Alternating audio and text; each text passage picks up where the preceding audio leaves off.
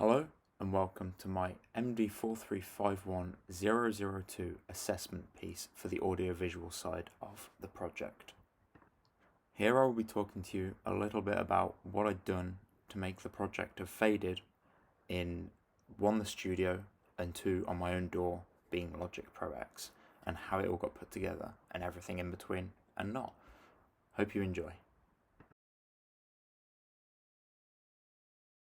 As I had said previously, I decided to choose Faded by Alan Walker, which is a redesign of his previous song called Fade, which was, of course, an EDM track, whereas this was made into more of a pop, acoustic-y kind of song. For the recording, I decided to only record 2 instruments to fit the brief, bearing in mind the track is around 3 minutes and 20 long. So I recorded a piano and I recorded drums. These both work very well together in terms of listening to how the original song was done and recreating it to the best of my ability. These worked the best, I felt at least. For the piano, I recorded it using 2 microphones, one on the bass and one on the treble of the above of the piano. I also had a microphone further out in the room to pick up the kind of ambience that I want on the track. This works really well because I have 2 tracks which can be panned left and right, which can be treated as a stereo source, and then the room mic can kind of be treated as more of a mono track that I can use effectively if and when I need it. For recording the drums, I used the Glyn Johns method of recording them. This recording method usually entails 2 mono overhead microphones, both placed equal distance away from the snare drum, and then a 3rd microphone that's also mono placed at the air hole of the kick drum. Here are some photos to show you the setup.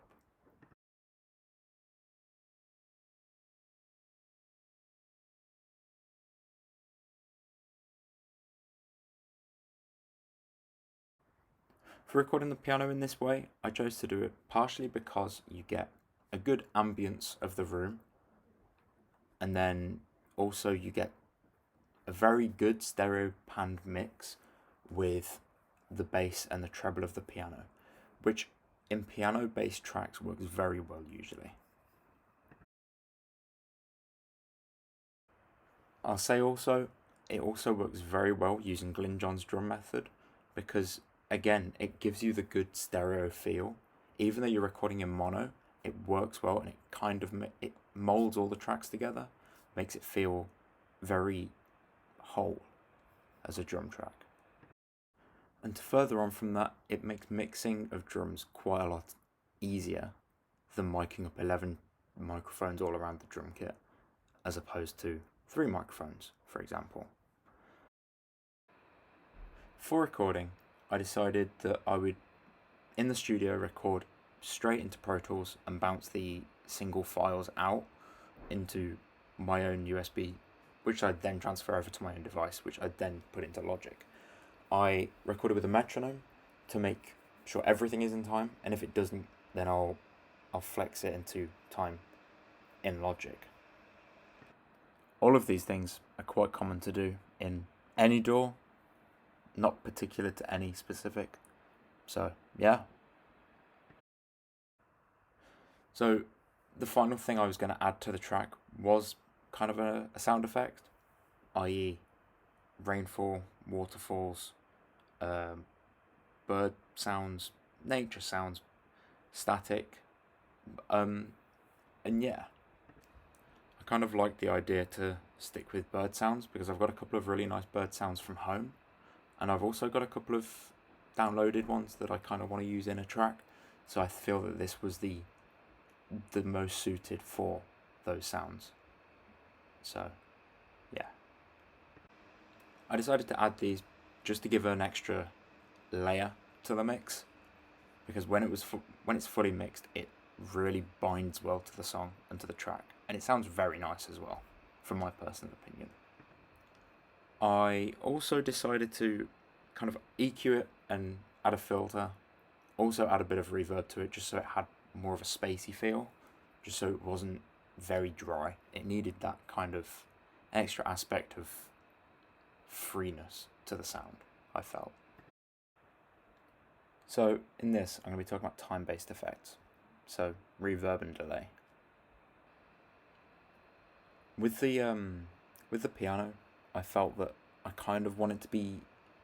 I don't want it to be too airy, so I don't really want it to be too wet of a signal. So I've shrunk the signal down, so it's quite a lot of dry. But then I've increased it slightly, so you can definitely tell there's a bit of reverb in the room, but not too much where the signal and the sound is muddled and muffled and just very muddy.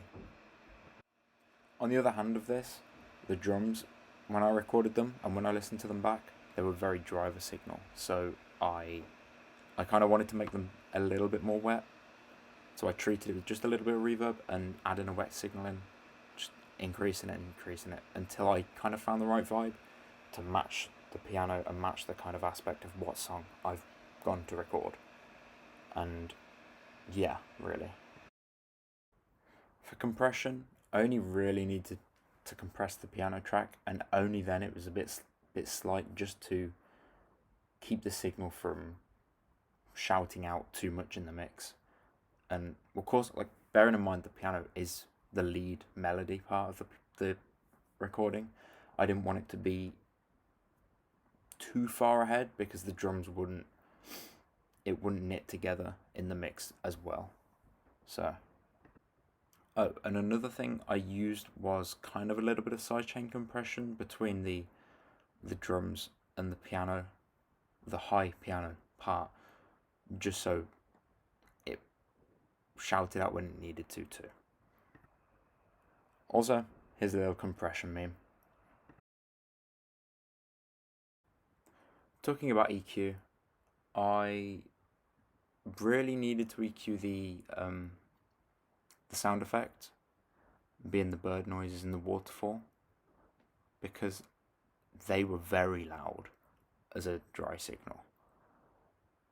So I applied an EQ filter over that to cut off most of the frequencies, just so there was a little bit left, just so you can hear it subtly in the background, but it's not overbearing. I also had to EQ the piano just to get the right tone of piano of what I wanted. With the drums, I didn't really need to EQ them. It was just to make sure that there were no real harsh frequencies that are shouting out. And that's about it, pretty much, for EQ. Finally, for the mixing and mastering part, I didn't really find too much of an issue with this. Bearing in mind there was 6 audio channels in total, and then the 7th being the SFX. The SFX was already meant to be quite quiet, so it just sat at the back of the mix. The left and right piano for the bass and the treble got panned left and right respectively, as did the drums. They also got panned left and right because there was 2 mono overheads. Only then the kick remained in the center, but that became quite a lot quieter for the mix. And the room mic for the piano also was quite quiet as well, because I didn't want it to overbear the main frequencies of which I wanted. So I added a filter onto that as well, just so it would all neatly sit together. If I was using an 11 mic drum or an 11 mic drum kit, I would have run a bus through the drum just so it'd be easier to keep everything fine and dandy. But because there was only 3 and 2 really speaking, it all became very easy to copy and paste over onto each of them. So yeah, thank you for listening to this and my project being Faded by Alan Walker.